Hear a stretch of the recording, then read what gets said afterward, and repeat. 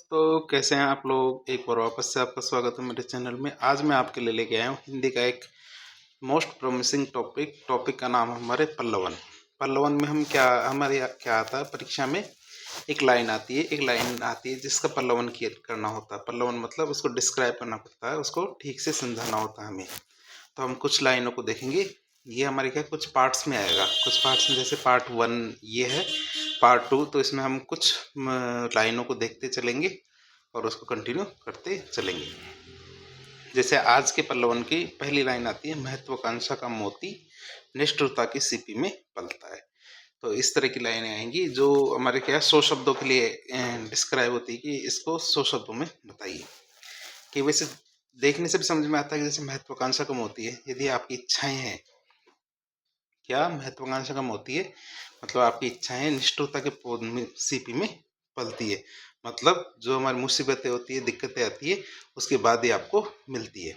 आपकी इच्छाएं तभी पूरी होती है जब आप कष्ट सहन करते हो। तो वही बात है, ये लाइन हमारे छायावादी कवि है जयशंकर प्रसाद, उनकी एक कथन है कि उच्च आकांक्षाओं की प्राप्ति हेतु किए जाने वाले संघर्ष को प्रतिबिंबित करता है।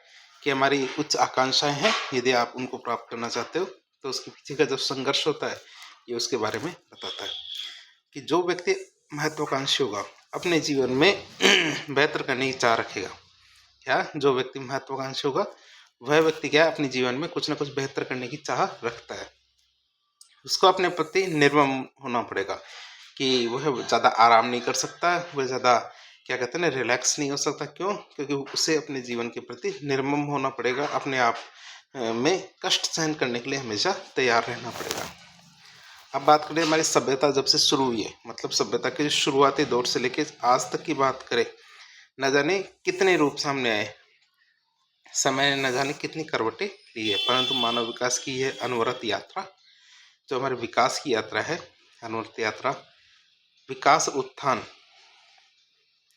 की जिजीविषा, आगे बढ़ने की जो महत्वाकांक्षा, तमाम प्रतिकूलताओं और विषमताओं के बाद भी आज भी जारी रह रही है।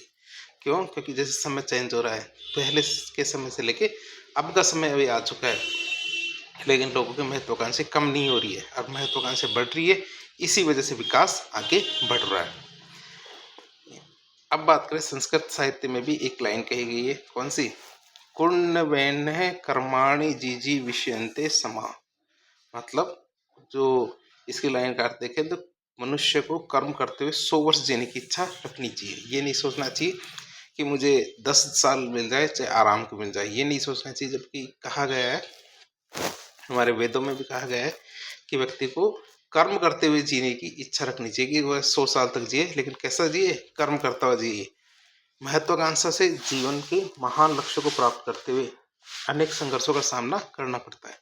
क्या? महत्वाकांक्षा से जीवन के महान लक्ष्य को प्राप्त करते हुए अनेक संघर्षों का सामना करना पड़ता है।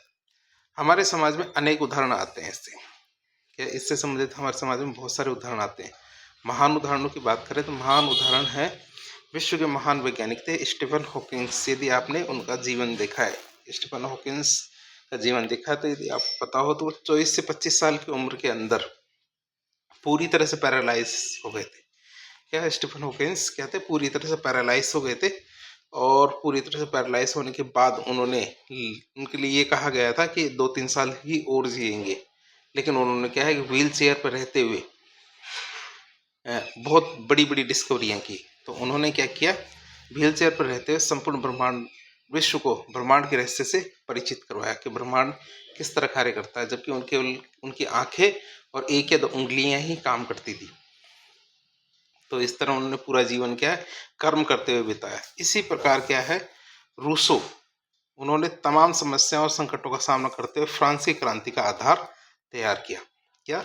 बहुत सारी क्यों? क्योंकि जिस समय रूसो थे उस समय क्या समाज का जो बौद्धिक स्तर था वो उस स्तर का नहीं था कि वो रूसो की बातों को समझ सके। लेकिन इससे रूसो कभी भी नहीं घबराए कि उनकी बातें यदि समाज, ये विश्व नहीं समझ पाएगा तो वो क्या करेंगे। लेकिन उन्होंने अपनी जो बातें थी कि जो स्वतंत्रता, समानता, बंधुत्व के मूल्य थे, उनको सबको प्रसारित करते रहे, सबको समझाते रहे, चाहे लोगों को समझ में आए या ना आए, वो अपना कर्म करते रहे। इससे क्या, ये मूल्य विश्व के लिए एक दर्शन के समान बन गए। क्योंकि उस समय तो लोगों ने इस चीज़ को नहीं समझा, लेकिन आज इस चीज़ को लोग समझते हैं। महाराणा प्रताप का जीवन भी इसी तरह का एक बेहतरीन उदाहरण है। क्या महाराणा प्रताप का जीवन देखें तो महाराणा प्रताप का जीवन भी क्या इसी तरह का जीवन है, जिन्होंने क्या स्वाधीनता की महत्वाकांक्षा के कारण स्वाधीनता की महत्वाकांक्षा के कारण निर्वासित जीवन जिया और आजीवन कष्टों से अपना नाता जोड़ के रखा। क्या किया? आजीवन कष्टों से अपना नाता जोड़ के रखा। और सार में देखें तो सार यह है कि व्यक्ति को न केवल अपने जीवन में महत्वाकांक्षी होना चाहिए, अपितु अपनी महत्वाकांक्षाओं को मुकम्मल तस्वीर देने के लिए क्या न केवल अपने जीवन में महत्वाकांक्षी होना चाहिए, अपितु अपनी महत्वाकांक्षाओं को मुकम्मल तस्वीर देने हेतु कठिन राहों पर चलने से भी घबराना नहीं चाहिए, अपितु उनका धैर्य और सहिष्णुता से सामना करना चाहिए। तो इस तरह हमने देखा जो जयशंकर प्रसाद है, तो जयशंकर प्रसाद की ये लाइन कितनी जीवन में कितनी सटीक बैठती है। तो हम एक पल्लवन तो देख लिया, अब दूसरा पल्लवन देखते हैं। अल्प सामर्थ्य वाला व्यक्ति अधिक डींगे हाँकता है। क्या अल्प सामर्थ्य वाला व्यक्ति होता है? क्या अल्प सामर्थ्य वाला व्यक्ति होता है जो अधिक डींगे हाँकता है। पल्लवन की बात करें तो इसके लिए एक लाइन कही गई है, अज्जल गगरी छलकत जाए। क्या? अज्जल गगरी छलकत जाए। तो विश्व प्रसिद्ध लोकोक्ति है, जिसका अर्थ है कि जब घड़ा पानी से आधा भरा हो तो पानी बाहर निकलता है। ठीक उसी प्रकार अज्ञानी व्यक्ति और जो अपूर्ण ज्ञानी व्यक्ति होता है, मतलब जिसमें ज्ञान की कमी होती है, अपने ज्ञान की शेखी बखारते रहते हैं, जबकि ज्ञानी व्यक्ति या विद्वान व्यक्ति गंभीर बने रहते हैं।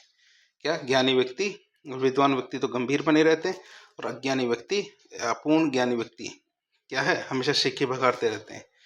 विश्व के महानतम दार्शनिक सुकरात ने भी यही लाइन कही है कि मैं ज्ञानी इस अर्थ में हूँ क्योंकि मैं ये जानता हूँ कि मैं कुछ भी नहीं जानता। कि उसे जैसे सुकरात है, सुकरात ज्ञानी इसलिए कहते हैं क्यों? क्योंकि उसे उसका ज्ञान का ज्ञान था। जबकि कुछ लोग होते हैं जिनको ज्ञान होता ही नहीं है, या फिर बहुत थोड़ा बहुत ज्ञान होता है और वो महाप्रकांड पंडित मान लेते हैं खुद को। उनकी विद्वता के साथ है ना विनम्रता को भी दर्शाता है। ये सुकरात की जो विद्वता तो थी, साथ ही साथ उनकी विनम्रता इस लाइन से देखने को मिलती है। इस प्रकार क्या रहीमदास जी ने बड़े व्यक्ति के बड़प्पन की तुलना हीरे से की है कि हीरा स्वयं कभी नहीं कहता कि मेरा मूल्य लाखों रुपए। जैसे उनके एक दोहा है रहीमदास जी का कि बड़े बड़ाई ना करे, बड़े ना बोले बोल, रहीमन हीरा कब कहे, लाख टकों में मोल। कि वही बात है कि हीरा कभी भी अपने आप खुद के लिए नहीं कहता कि मेरा मूल्य लाखों रुपए का है। उसी प्रकार बड़े लोग होते हैं, ज्ञानी व्यक्ति होते हैं, वे कभी भी अपना जो ज्ञान का है ना जो ढिंडोरा नहीं ठोकते फिरते कि मैं बहुत ज़्यादा ज्ञानी हूँ, और यदि कोई ऐसा कर रहा है इसका मतलब वो ज्ञानी नहीं है। इसके विपरीत अल्पज्ञानी व्यक्ति सर्वत्र अपनी शेखी बघारते हैं तथा अपने पांडित्य का प्रदर्शन करने का प्रयास करते हैं। अब अंग्रेजी में भी इसके लिए एक लाइन कही गई है कि empty vessels make much noise, मतलब खाली बर्तन बहुत ज़्यादा आवाज़ करता है। इसी प्रकार ही इसको हिंदी में कहें तो थोता चना बाजे घना। नदियाँ उफनती हैं परंतु समुद्र गंभीर रहते हैं। कि नदियाँ उफनती है लेकिन समुद्र गंभीर रहते हैं। तो इसके लिए बहुत सारी लाइनें कही गई है। आदि सूक्तियों के माध्यम से इसी अर्थ की अभिव्यक्ति होती है। अब देखें, अतः व्यक्ति को अपने अर्ध ज्ञान या अल्प ज्ञान का प्रदर्शन करने की अपेक्षा, व्यक्ति को क्या अपने अर्ध ज्ञान या अल्प ज्ञान का प्रदर्शन करने की अपेक्षा यह समझना चाहिए कि शिक्षा ही क्या प्रगतिशील चिंतन की खोज है। कि व्यक्ति को क्या शिक्षित होना, ज्ञानी होना वही सबसे ज़्यादा जरूरी है। और यदि व्यक्ति शिक्षित हो पाता है या ज्ञानी हो पाता है तो वही एक प्रगतिशील चिंतन कर पाता है। ज्ञान का यह महासागर अथाह है और अनंत है। कोई भी व्यक्ति ये सोचे कि हाँ मैंने ज्ञान ले लिया है या मेरा ज्ञान परिपूर्ण हो गया है, तो ऐसा तो हमारे भगवान महावीर, भगवान बुद्ध, इनके अलावा कोई व्यक्ति हुआ नहीं है जिनका ज्ञान परिपूर्ण हुआ था। नहीं तो बाकी सब तो क्या सामान्य मनुष्य ही रह गए। तो वो मानेंगे कि मैं हमारा ज्ञान पूरा हो गया, इसका मतलब वो बेवकूफ़ बना रहे। हमने अभी तक क्या महासागर की कुछ ही बूंदों को जाना है। यदि ज्ञान की बात करेंगे तो हमें ये पता चल जाएगा क्या कि यदि कोई व्यक्ति ये कहता है कि मैंने पूरा ज्ञान ले लिया है, तो इसका मतलब ये है कि अभी तक तो उसने क्या महासागर के अंदर कूदा है वो, और महासागर की केवल कुछ परतों को ही देखा है, कुछ बूंदों को ही उसने जाना है। सुशिक्षित व्यक्ति यह जानता है कि ज्ञान का विस्तार असीम है। जो ज़्यादा ज्ञानी होता है, अधिक ज्ञानी व्यक्ति होता है, वो ये जानता है ज्ञान का विस्तार क्या असीम है, और ज्ञान तथा शिक्षा के विकास के अनुपात में उससे अपनी अज्ञानता का बोध भी होता है कि कौन कौन सी चीज़ें मुझे बिल्कुल नहीं आती है, इसके पता बारे में भी एक विद्वान व्यक्ति होता है, वो समझ पाता है। इसलिए वह विनम्र और गंभीर बना रहता है। इसके लिए कही गई बात है कि जो रहीम ओछो बड़ो तो अति ही इतराए। क्या? जो रहीम ओछो बड़े मतलब कोई व्यक्ति जो बहुत ज़्यादा ओछा होता है, ओछे व्यक्ति क्या होते हैं, बहुत ज़्यादा इतराते हैं, तो अति इतराए। प्यादे से फर्जी भरो टेढ़ो टेढ़ो जाए, कि प्यादा होता है तो उससे फर्जी भयो टेढ़ो टेढ़ो जाए, तो वो टेढ़ा टेढ़ा चलता है, जिसको थोड़ी सी शक्ति मिलती है ना, तो उस वो क्या टेढ़ा टेढ़ा जाता है, मतलब इतराने लगता है, जबकि उसको पूर्ण ज्ञान की प्राप्ति अभी तक हुई नहीं है। इस तरह हमने 2 पल्लवन देख लिए। तीसरा पल्लवन देखते हैं, क्षमा वीरों का आभूषण है।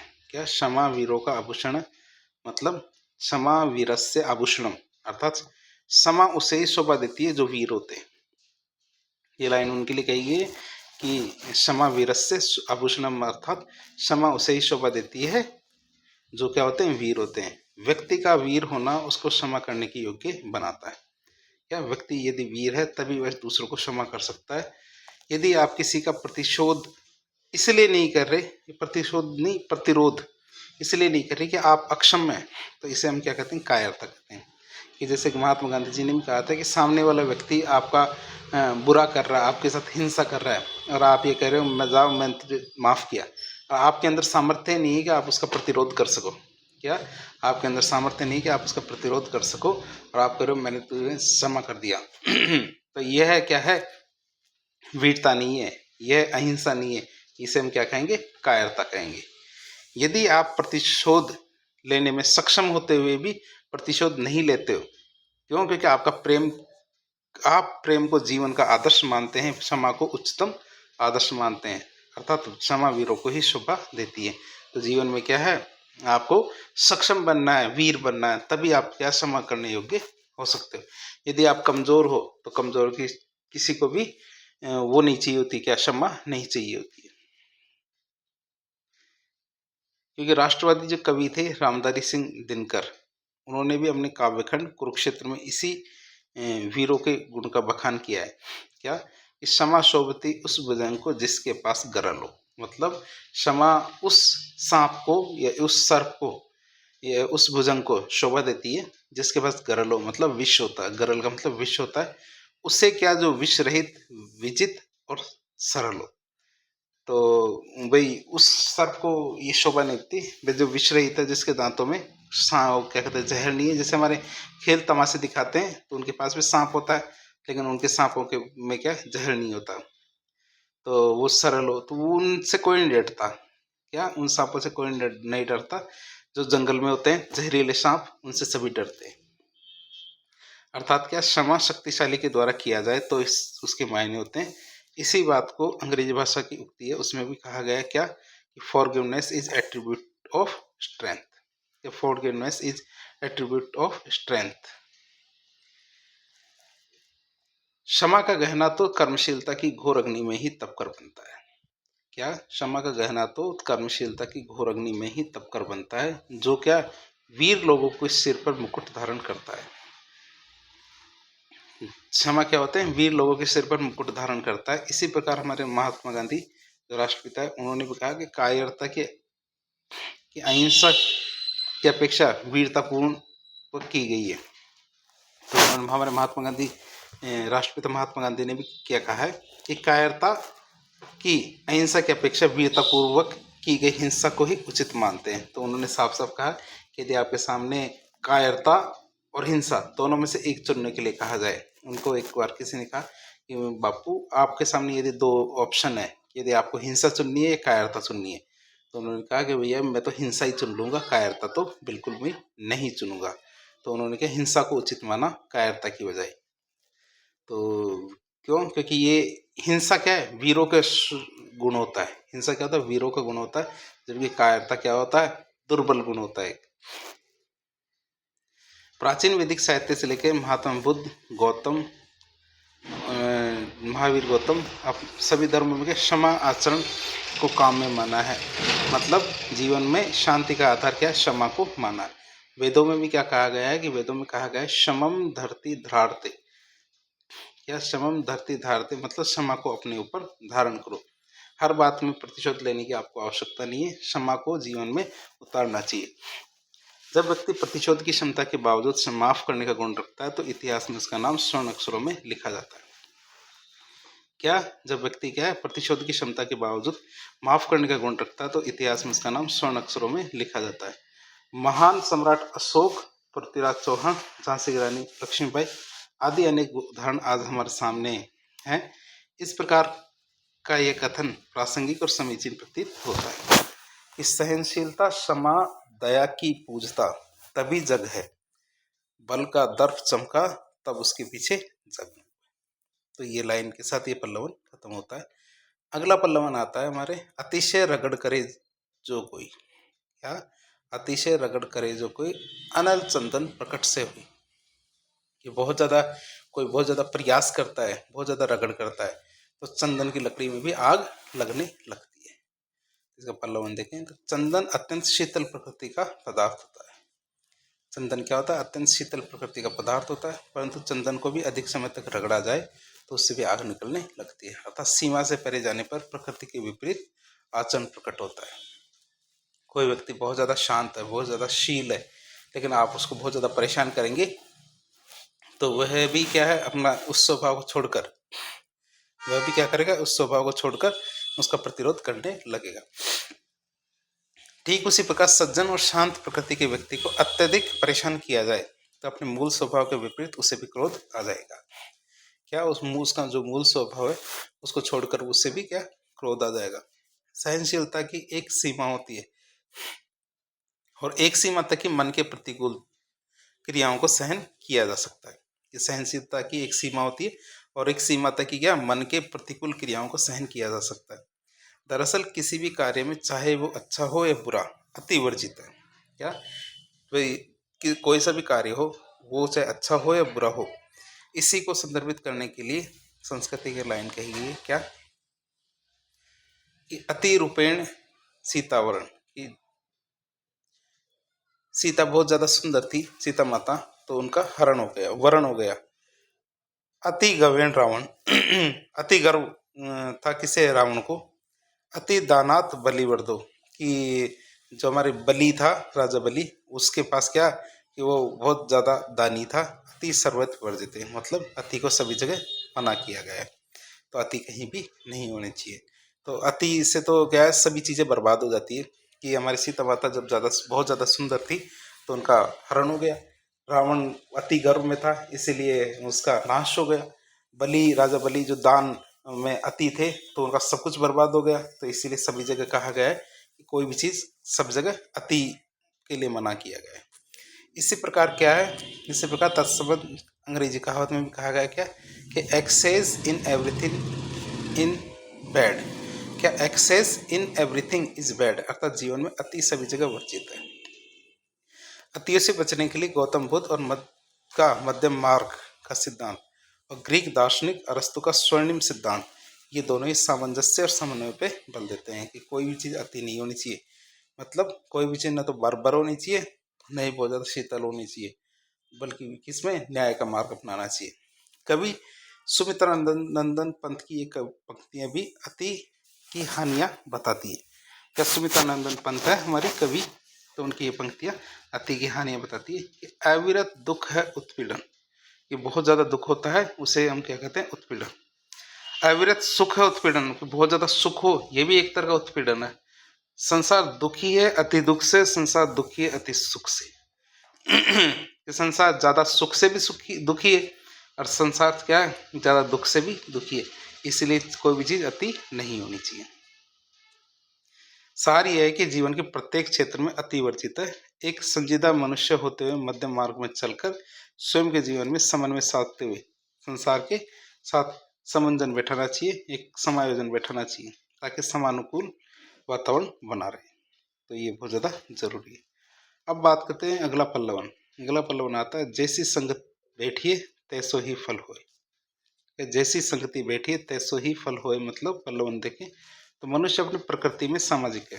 क्या मनुष्य कभी भी अकेला नहीं रहना चाहता है, चाहे वो जेल हो चाहे कहीं भी हो, व्यक्ति क्या कहीं भी अकेला नहीं रहना चाहता। क्यों? क्योंकि व्यक्ति प्रकृति में कैसा होता है? सामाजिक।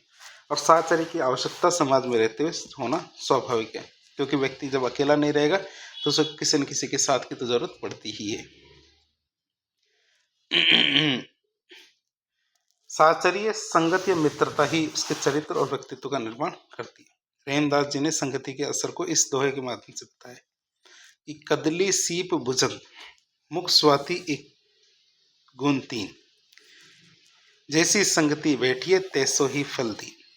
मतलब कि स्वाति नक्षत्र की वर्षा की एक बूंद अलग अलग संगत में आकर भिन्न भिन्न गुण प्रकट करती है। एक स्वाति नक्षत्र होता है कि उसकी एक बूंद क्या करती है? अलग अलग संगत मतलब अलग अलग जगह पे गिर के अलग अलग उसके प्रभाव पड़ते हैं। जैसे यदि यह बूंद केले पर पड़ जाए तो कपूर, सी पे पड़ जाए तो मोती, और सांप के मुख में पड़ जाए तो विष बन जाती है। क्या? तो आप इसके लिए बताया गया है तीनों के। कदली, कदली मतलब केले का पेड़, सीप मतलब सीप जिसमें मोती बनते हैं, और भुजंग मतलब सांप। तो इसमें ये बताया गया है कि स्वाति नक्षत्र की वर्षा की बूंद होती तो एक ही है, लेकिन ये बूंद यदि केले पर पड़ जाए तो उसे कपूर बन जाएगा, सीप पर पड़ जाए तो उसे मोती बन जाएगा, और सांप के मुख में पड़ जाए तो वो क्या बन जाएगा? विष बन जाएगा। ठीक उसी प्रकार व्यक्ति भी अलग अलग संगति में पढ़कर अलग अलग व्यवहार करने लगता है। तो व्यक्ति के लगभग सारे व्यवहारों का कारण क्या होता है? उसकी संगति होती है। सत्संगति में रहने पर अच्छी संगति में रहने पर मनुष्य स्वयं का परिष्करण परिमार्जन कर अपना व्यक्तित्व निखार लेता है। सत्संगति में, अच्छी संगति में रहकर मनुष्य क्या करता है? स्वयं का परिष्करण कर लेता है, स्वयं को शुद्ध कर लेता है, परिमार्जन कर लेता है, अपनी गलतियां सुधारने का प्रयास करता है, और इससे क्या उसका व्यक्तित्व निखर जाता है तथा अपने परिवार को प्रगतिशील राह पर ले चलता है। तुलसीदास जी ने अपनी अच्छी संगति का महत्व बताते हुए कहा कि मनुष्य अच्छी संगति से अच्छा और बुरी संगति से निकृष्ट मार्ग की ओर अग्रसर होता है। अच्छी संगति से तो अच्छा और बुरी संगति से निकृष्ट मार्ग की ओर अग्रसर होता है। उनके लिए कहा गया, तुलसी भलो सुसंगते पोच कुसंगति सोई, नाव किन्नरी तीर असी लो बिलाकहु होय। तो इसी प्रकार कविदास जी ने अच्छी संगति का उदाहरण पारसमणि के उदाहरण से दिया कि लोहा भी पारस के पास में आने में सोना बन जाता है। उसी तरह साधु की संगति से मनुष्य सद्मार्ग पे चलने लगता है। क्या? कि साधु की संगति से क्या मनुष्य सद्मार्ग पे चलने लगता है। तो संगत कीजिए साधु की कभी न निष्फल होए, लोहा पारस परसते सो भी कंचन होए। तो बुरी संगति मनुष्य को पतन की गर्त पे या पतन के मार्ग पे ले जाती है। जो शुक्ल जी है, तो शुक्ल जी ने भी कहा है कि कुसंग का ज्वर भयानक होता है, दुर्जन पग पग पर हानि और अपयश देता है और मति भ्रष्ट कर देता है। अतः हमें ऐसी संगत रखनी चाहिए और अपने जीवन को उन्नति के मार्ग को प्रशस्त करने का प्रयास करना चाहिए। कि सुनिए गुण की वार्ता, अवगुण लीजे नहीं, हंस शीर को गहत है, नीर सो त्यागे नहीं। तो उनके लिए कही गई बात है। अब आता हमारा अगला पल्लवन हमारे कौन से? निंदक नियर राखिए। तो ये लाइन कही गई। पूरा श्लोक क्या है? निंदक नियर राखिए, आंगन छुट्टी सवाई, बिन पानी साबुन बिना निर्मल होत सुभाए। उनके लिए कहानी लाइन कही गई है। कबीरदास जी की लाइन। तो सुप्रसिद्ध संत कवि थे हमारे कबीरदास जी। तो उन्होंने अपने नीति दोहे में आलोचना और निंदा के महत्व को समझाया। किसको समझाया? आलोचना और निंदा के महत्व को समझाया। उन्होंने कहा कि हमें निंदकों अर्थात निंदा करने वालों से दूरी नहीं रखनी चाहिए। क्या? हमें निंदा करने वालों से दूरी नहीं रखनी चाहिए, अपितु वे हमारे आसपास ही रहनी चाहिए। क्या? अपितु हमारे आसपास ही रहनी चाहिए। और ये हमारे लिए सबसे अच्छा होता है कि यदि वो हमारे आसपास रहेंगे तो इससे अच्छा हमारे लिए कुछ भी नहीं हो सकता। जिस प्रकार पानी और साबुन हमारे तन को स्वच्छ करते हैं, उसी प्रकार निंदा हमारे भीतर की कमजोरियों, नकारात्मकताओं, गलतियों को जानने और समझने का अवसर देती है, ताकि हम उनमें सुधार करके स्वयं को परिमार्जित कर विचारवान, सामर्थ्यवान और तेजवान बन सके। बात करें आलोचना क्या है? हमारे व्यक्तित्व में सुधार कर इसे अधिक निखारने में सहायता करती है। कबीरदास जी ने भी कहा है कि निंदक को समीप रखने की वकालत की है। निंदा का व्यापक अर्थ होता है कि समाज में व्याप्त कुरीतियों, बुराइयों, कुप्रथाओं की आलोचना कर उसे दूर किया जाना चाहिए। निंदक की बात करें तो इसमें ये कहा गया है कि हमारे समाज में जितनी बुराइयां हैं, कुरीतियां हैं, कुप्रथाएं, उनकी आलोचना करनी चाहिए और उनसे दूर रहना चाहिए। यह स्थापित सत्य है कि आलोचना किसी को अच्छी नहीं लगती। यदि आप किसी व्यक्ति की आलोचना करते तो वह आलोचना उसको अच्छी नहीं लगती। महापुरुषों ने तो यहाँ तक कहा कि हमें ऐसा सत्य नहीं कहना चाहिए जो अप्रिय लगे। इससे व्यक्ति स्वयं को श्रेष्ठ मानकर सर्वगुण संपन्न होने का ढोंग करता है। क्यों? क्योंकि यदि आप उसकी आलोचना नहीं करेंगे तो व्यक्ति क्या करेगा, खुद को श्रेष्ठ मान लेगा कि मेरे से बढ़िया तो दुनिया में कोई नहीं है, और वो खुद को सर्वगुण संपन्न मानने का ढोंग करता है, जो स्वयं के विकास के लिए घातक सिद्ध होता है। जो क्या होता है, स्वयं के विकास के लिए बहुत ज़्यादा घातक होता है। इस विषय को थोड़ा गूढ़ता से समझने का प्रयास करें तो एक आयाम आता है कि आत्म अवलोकन, आत्म या फिर स्व आलोचना का निकाल कर आता है का निकल कर आते ये वाला अर्थ कि व्यक्ति चाहे तो स्वयं का सर्वश्रेष्ठ विश्लेषण कर सकता है। व्यक्ति क्या चाहे तो स्वयं का सर्वश्रेष्ठ विश्लेषण कर सकता है। इसके माध्यम से अहंकार जैसी भावनाओं का शमन कर लिया जाए तो समस्याएं स्वतः ही अपने आप ही समाप्त हो जाएगी। दुर्गुणों का परित्याग और सद्गुणों को परिष्कृत कर ही मानव जाति का कल्याण संभव है। तो निंदा और स्तुति का अंतिम लक्ष्य भी होना चाहिए। क्या होना चाहिए? निंदा या स्तुति का अंतिम लक्ष्य होना चाहिए। फिर एक लाइन आती है हमारी, अब पछताए क्या हो जब चिड़िया चुग गई खेत। अगला पल्लवन क्या आता है? अब पछताए क्या हो जब चिड़िया चुग गई खेत। तो पल्लवन देखें इसका कि जब खेत हरा भरा था तब पक्षियों ने आकर चुग लिया। उस समय तो खेत की रक्षा किसी ने नहीं की। अब हुए नुकसान पर 60 आंसू बहाने से क्या फायदा, अर्थात अवसर हाथ से निकल जाने के पश्चात उसके जाने का पछतावा करना व्यर्थ होता है। किसी कर्म को समय पर नहीं करोगे तो असफलता ही हाथ लगेगी। अंग्रेजी भाषा में भी इसी अर्थ को बताया गया है, क्या कि it is no use crying over split milk, कि जब दूध गिर गया हो, दूध फैल गया हो, उसके बाद रोने से कोई फायदा नहीं। समय के मूल को पहचानना ही समय का दुरुपयोग करना है। क्या? सदुपयोग करना है। समय के मूल्य को पहचानना ही क्या होता है कि समय का सदुपयोग करना होता है। जब समय का रथ द्वार पर आकर खड़ा हो, द्वारा नहीं है ये द्वार है, समय का रथ क्या है? द्वार पर आकर खड़ा हो, अवसर दरवाजे पर दस्तक देता हो, तो जो लोग बेसुध नींद में पड़े रहते हैं वो उस अवसर को गवा देते हैं। उसके पश्चात उसके बाद क्या, पश्चाताप की ज्वाला में उनको जलना पड़ता है। इसलिए राजस्थानी भाषा में एक कवि थे हमारे कृपाराम खिड़िया, उन्होंने क्या कहा कि समझदार सुझाण नर चुके नहीं, अवसर रो ओसाण घणे दना रहे घण दिना।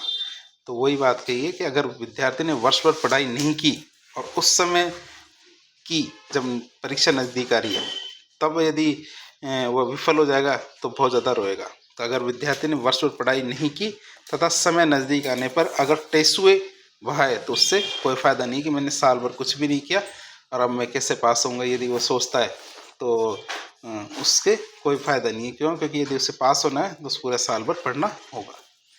वक्त की कदर कर बंदे, क्या? वक्त की कदर कर बंदे, वक्त हाथ से फिसल जाएगा। अर्थात समय का महत्व पहचानना जीवन में सफल होने का मूल आधार है। समय चूकी पुनि का पछताने, मतलब कवितर बच्चन ने कहा है कि गर्म लोहा पीठ ठंडा लोहा पीटने को समय बहुत तेरा, कि यदि गर्म लोहे को पीटते हो तो लोहे को सही आकार दिया जा सकता है। गर्म लोहे को पीटते हो तभी लोहे को सही आकार दिया जा सकता है। अगर लोहा एक बार ठंडा हो गया तो आप कितने ही पीटते रहो उसको सही आकार नहीं दिया जा सकता। अर्थात अवसर का उपयोग समय पर करने पर ही सफलता हाथ लगती। इसी बात को हमारे कबीरदास जी ने कहा है अपने दोहे में, क्या कहा है कि जब काल रूपी चिड़िया अपने जीवन के क्षण रूपी मोती चुगती रही तब तो उपाय किया नहीं, अब मृत्यु का समय नजदीक आया तो पछताने के अलावा हाथ में कुछ भी नहीं। कि अच्छे दिन पाछे गए, कि जो अच्छे दिन थे, जो कुछ करने के दिन थे वो तो खत्म हो गए। हरि सुखिया न हेत, मतलब जो ईश्वर है इससे कोई प्रेम नहीं किया। कि अच्छे दिन पाछे के, जो आपके अच्छे दिन थे वो तो खत्म हो गए। और हरि सुखिया न हेत मतलब ईश्वर का आपने बिल्कुल भी ध्यान नहीं किया। अब पछताए क्या हो जब चिड़िया चुग गई खेत। और अब आप सोचते हो कि मेरा तो जीवन खत्म हो गया, अब मैं मैं ईश्वर से कैसे प्रेम करूंगा, तो अब तो पछताने के अलावा आपके पास कुछ भी नहीं बचा है। अगला आता, आंख में स्वर्ग हो लेकिन पाँव कहाँ हो, धरती पे टिके हो। तो इसका पल्लवन देखिए। तो व्यक्ति को जीवन में प्रगति के शिखर पर पहुंचने के जो सफलताओं का पदसोपान पाने के लिए, क्या व्यक्ति को जीवन की प्रगति के शिखर पर पहुंचने के और सफलता का पदसोपान पाने के लिए बुलंदी को छूने के लिए महत्वाकांक्षी जरूर होना चाहिए। उच्च आदर्श और महत्वाकांक्षाओं के अनुसार उसे सपने बुनने चाहिए, लेकिन यथार्थ की उपेक्षा उसे कभी भी नहीं करनी चाहिए। यथार्थ के धरातल पर ही व्यक्ति अपने सपनों का मुकम्मल अंजाम तक पहुंचा सकता है। क्या यथार्थ के धरातल पर ही व्यक्ति अपने सपनों को मुकम्मल अंजाम तक पहुंचा सकता है, न कि ख्याली पुलाव और कोरी कल्पनाओं के माध्यम से। व्यक्ति यदि कोरी कल्पनाएं करेगा, ख्याली पुलाव पकाएगा, तो वह अपनी जो महत्वाकांक्षा है उनको कभी पूरा नहीं कर सकता।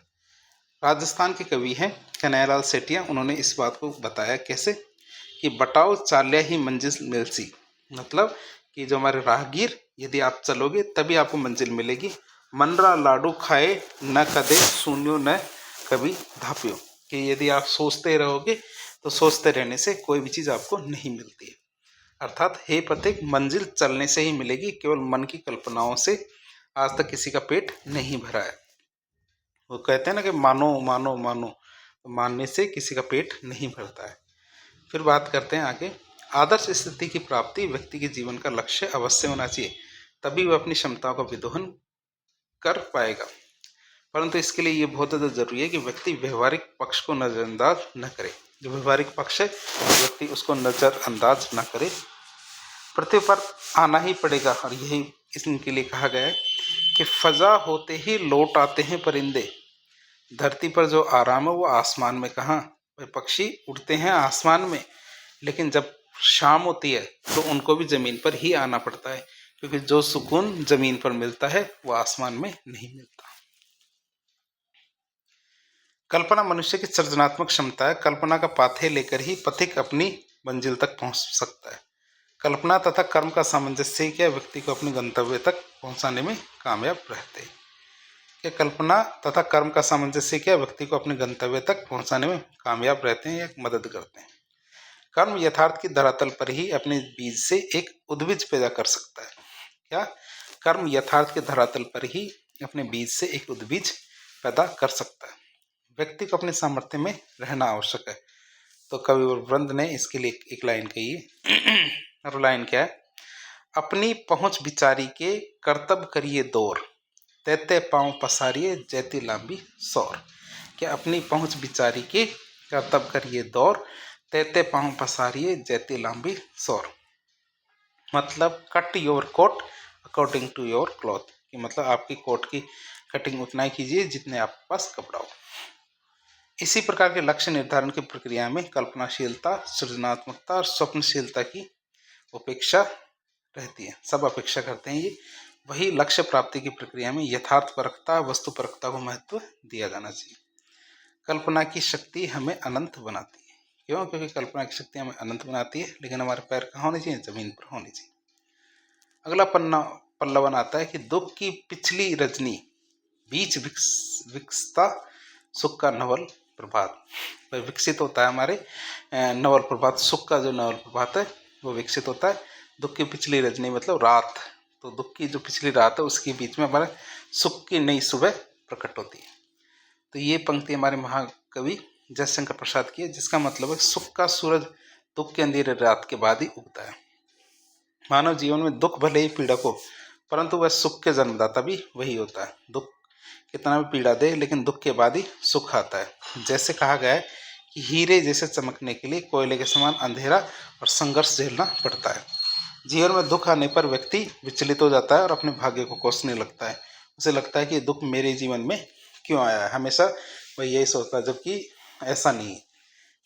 यहाँ यह बात जान लेना आवश्यक है कि दुख के बिना सुख की अनुभूति नहीं हो सकती। क्या? दुख के बिना सुख की अनुभूति नहीं हो सकती। इसी भाव को शूद्रक ने अपनी रचना थी मृच्छकटिकम में सुखम ही दुखान ये भूते के रूप में लिखा है। इसने शूद्रक की रचना थी मृच्छकटिकम। तो उसमें कहा गया है जो हमारी मछली नहीं, वो मिट्टी की गाड़ी की होती है मृच्छकटिकम। तो उसमें कहा गया है कि सुखम ही दुखानि विभूते, मतलब सुख क्या है, दुख के बाद ही आता है, अर्थात सुख की शोभा दुख अनुभव कर लेने के बाद ही होती है। क्या सुख की शोभा कब होती है? दुख अनुभव कर लेने के बाद ही होती है। परिवर्तन प्रकृति का शाश्वत नियम है, अर्थात दुख भी परिवर्तित होगा और सुख का नया सवेरा जीवन में आना निश्चित है। दुख के समय मनुष्य को धैर्य और साहस से काम लेना चाहिए और नव परिवर्तन के प्रति आशावादी रहना चाहिए। हमारी अंग्रेजी कहावत भी कही गई है, every dark cloud has a silver lining. क्या? Every dark cloud has a silver lining. जिस प्रकार अंधेरी रात बीत जाने के बाद नया सवेरा जो जगत में उजियारा फैलाता है, ठीक उसी प्रकार दुख के बाद सुख का आगमन अनिवार्य अपरिहार्य है। सुख और दुख एक दूसरे के पूरक होते हैं। क्या सुख और दुख क्या होते हैं? एक दूसरे के पूरक है। इसी को छायावादी कवि जयशंकर प्रसाद ने अपनी महान काव्य कृति थी उनकी कामायनी, उसमें मनु को दुख सहन करने का ढांढस बताते हुए कहते हैं कि भैया दुख यदि आपको मिल रहा है तो आपको सहन करना है। क्यों? क्योंकि वो कहते हैं कि दुख की पिछली रजनी बीच विकसता सुख का नवल प्रभात, एक पर्दा यह झीना झील छिपाए है जिसमें सुखागात। बाल गंगाधर तिलक ने भी कहा है कि सूर्य शाम के अंधेरे में इसलिए डूब जाता है ताकि सुबह का एक नया सवेरा हो। तो ये हमारे किसने कहा? बाल गंगाधर तिलक ने। अगला पल्ला बनाता हमारे, बिन मांगे मोती मिले मांगे मिले न भीख। क्या? बिन मांगे मोती मिले मांगे मिले न भीख। तो इसके बारे में देखें तो भाग्यवादियों की मान्यता है कि ईश्वर सभी जीव जंतुओं का रक्षक होता है, पालक होता है। वह चींटी के लिए कण और हाथी के लिए मण की व्यवस्था करता है। ईश्वर ने चोंच दी है तो चुग्गे की व्यवस्था भी वही करता है। भाग्यवादी संत मलुकदास जी कहते हैं, अजगर करे न चाकरी पंक्षी करे दिन काज, दास मलुका कह गए सबके दाता राम। है छास नहीं है, दास है। या दास मलुका या मलुकदास जी कह गए कि सबके दाता राम, कि ईश्वर बहुत ज़्यादा दयालु है। उसने सर्पों के लिए आहार पवन का निर्माण किया है और पशुओं के लिए प्रकृति में घास बनाई है। वह मनुष्य के लिए जीवन जीने का आवश्यक परिस्थितियां उपलब्ध करवाता है, परंतु मनुष्य जिसको भगवान ने बुद्धि प्रदान की है उसको भगवान पर विश्वास नहीं रहा है। वो बहुत ज़्यादा भाग दौड़ करता है, वह दिन रात भरण पोषण के लिए भटकता रहता है, जबकि ईश्वर ने उसके लिए भी भरण पोषण की पूरी व्यवस्था की है। ईश्वर सभी की चिंता करता है। वह बच्चे के जन्म से पहले ही दूध की व्यवस्था कर देता है। इसलिए कहा गया, अजगर पूछ बिजगरा कहा करत हो मिंत, पड़िया रहिया धूल में हरि कहत है चिंत। तो इनके लिए कही गई लाइन है कि ऐसा देखा गया है कि भाग्य में हो तो दुर्लभ से दुर्लभ वस्तु भी प्राप्त हो जाएगी और भाग्य में ना हो तो मेहनत करने से भी इच्छित वस्तुएं प्राप्त नहीं होगी। इसीलिए कहा गया कि बिन मांगे मोती मिले और मांगे मिले न भीख।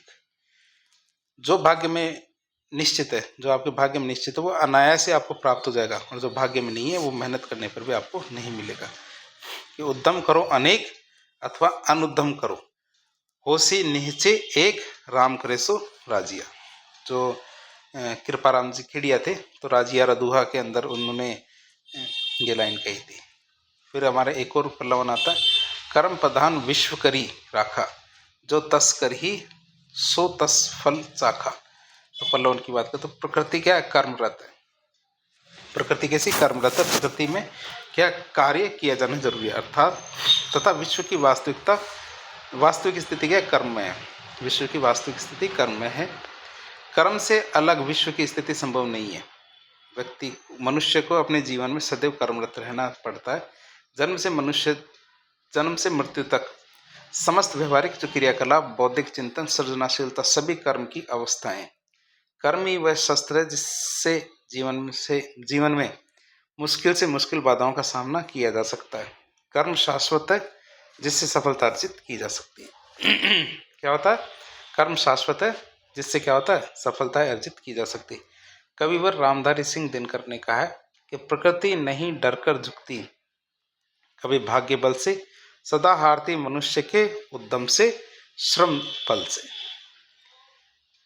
तो व्यक्ति के बारे में कहा गया कि व्यक्ति के जीवन में कर्मों की अपनी महत्ता होती है। मानव सभ्यता के सुदीर्घ इतिहास में मनुष्य ने पहिए से वायुयान तक के नए नए आविष्कार किए हैं और नवीन भौतिक सुख सुविधाएं खोजी है जो बिना कर्म के संभव नहीं है।